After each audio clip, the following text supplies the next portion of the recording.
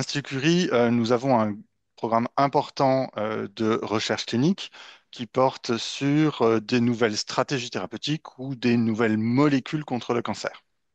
Donc, dans les stratégies thérapeutiques, il va s'agir de proposer un traitement plutôt qu'un autre, orienter, essayer d'optimiser les choix, minimiser les séquelles, essayer d'optimiser avec ce qu'on a déjà, hein, et alors que l'autre partie qui est d'investiguer les nouveaux médicaments consiste à comprendre les modes d'action et comment utiliser des nouveaux médicaments. L'essai clinique Serenasys, auquel nous avons beaucoup participé, est un essai qui avait une approche très novatrice et qui suivait l'approche qui avait été développée en France précédemment dans une autre étude, l'étude Padawan. Donc Serenasys a repris cette approche qui repose sur l'ADN tumoral circulant pour détecter dans le sang, et donc en utilisant l'ADN tumoral circulant, les biopsies liquides, pour détecter dans le sang l'apparition de résistance au traitement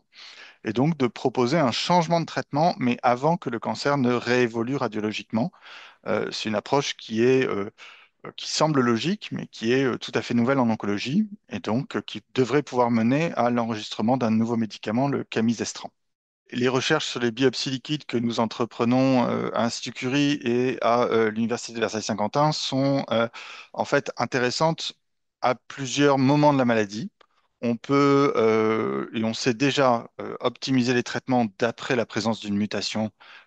ou pas au stade métastatique, mais les recherches actuellement portent surtout sur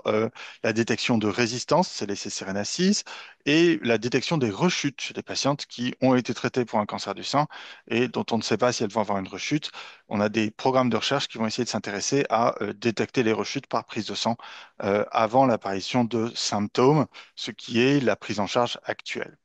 À beaucoup plus long terme, on peut aussi imaginer l'utilisation de biopsie liquide pour le dépistage de cancer, mais c'est une utilisation qui